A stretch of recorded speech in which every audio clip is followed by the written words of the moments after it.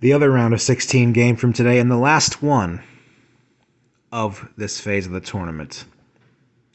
Morocco nil, Spain nil. 3-0 on penalties. Morocco advance. How about that? I got a big grin on my face right now for more than one reason.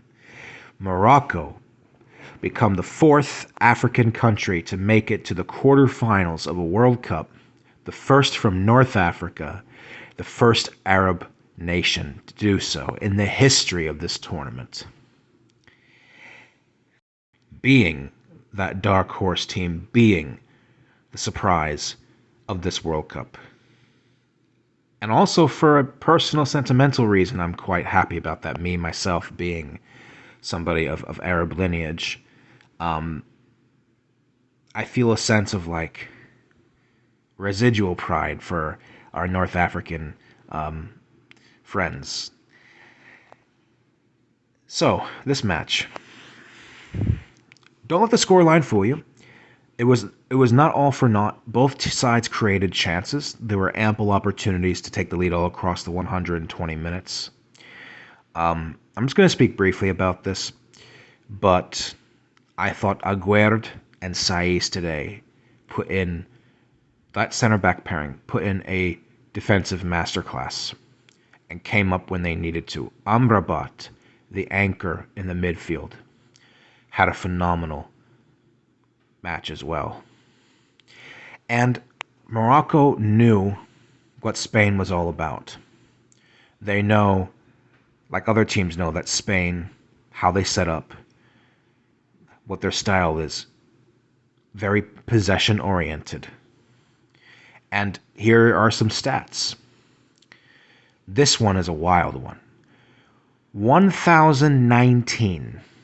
Spain had 1,019 completed passes. The most in any single World Cup game this cycle. Yet, they had only produced one shot on target in 2 hours of football. They had 10 shots total, one on target with 77% possession. Morocco had only 23% possession. 6 shots in total, but they had 2 on target. I have to say this right now. Spain, once they were getting desperate as the game wore on, and there were so many long lobs and crosses into the box that were just going nowhere because there was nobody there to receive them. Pedri looked like he was playing a little out of position today, looked a little bit disjointed. I have to say, this is the type of football that makes you feel, even if you try to remain neutral about it, you're glad this has been booted out of the tournament, because this was some peak, uninspiring, horrific football. And I don't think anybody is going to miss Spain from this competition. There was a reason heading into the tournament I had these guys going out in the round of 16. Was not buying what they're selling. I thought they were lucky in their run to the Euro semifinals. They still have not sorted out their goal-scoring issue. There seems to be no end in sight for that main thing. The problem with Spain is this. Here's the problem. They don't have any one single go-to guy to bail them out when their game plan is not going the way they want. Their whole strategy is just to pass the ball into the net, playing pinball, breaking the team down. But there's nobody on their side really that can produce a moment of magic out of nowhere. Yes, Dani Olmo had that goal earlier this tournament that stood out. Morata, like we said, he's either hot or cold. He does have moments of brilliance here and there, but when Spain finds it stifling to break other teams down, they run out of options. And this was something that Dominic Rich noted when I was talking to him earlier tonight, and he makes a good point. He said that whenever Spain had the ball on the edge of the box, they were not trying shots from distance. And I noticed that too, and I was thinking to myself, why not just go for it? Why not just shoot?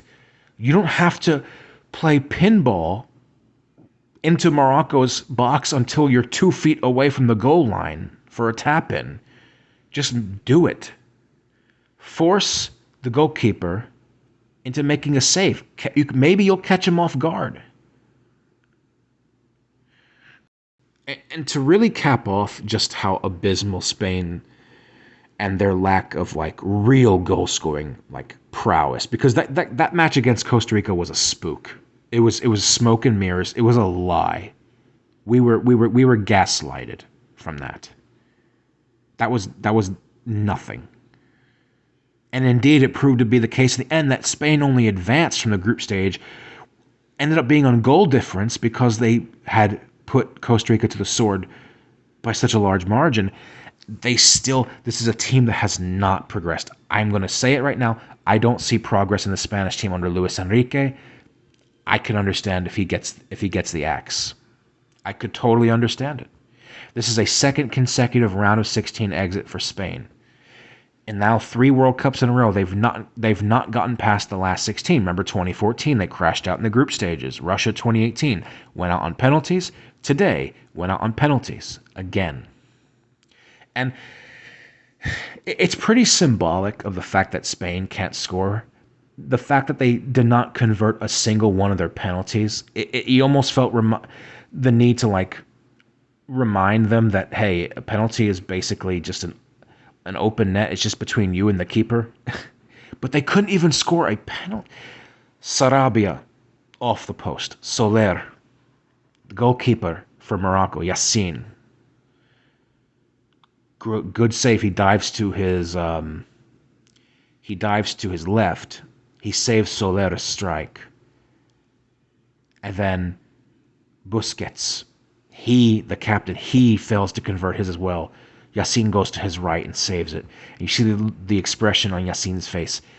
He's all smiling. It's like he himself is like can't believe it. But the confidence was riding high. And Morocco comes in clutch with all of their penalties. And you have to give it credit. They convert 3 of their 4 penalties. And they put this to bed pretty soon in the shootout, because those were worse penalties than what Japan put up against Croatia. Hakimi coming in clutch. Born in Madrid, walked over, embraced his mother after the match, just like he did in the game against Belgium in the group stages. He slides that down the center. This guy has the self-belief to do something like that in a World Cup knockout stage match. This guy goes for a Panenka. And Morocco makes history. I know Moroccans. I have a few Moroccans in my personal life, associates, people that I used to live around. They will never let Spain forget about this. They will never let Spain forget about this. And they made history. Walid Regragui. Morocco has not conceded a goal in any match under his tenure, not just in this World Cup, but in his entire managerial stint since he took over in the summer, except for that own goal that they had against Canada, which I don't count that. That's quite something. And now they're playing with house money. Can they become the first ever African semi-finalist, rather? I think they can. It's going to be really difficult against a Portuguese team that looks like they finally figured out their lineup. But this is the World Cup. You never say never. And I'm so happy for Morocco and the Arab world that we got them as a quarterfinalist, because in a round of 16 where you had European and South American sides taking home that cake, you have this team in the quarters that throws a wrench into the system and it gives us a really great story. Atlas Lions roar, Yalla Marach, Yarab,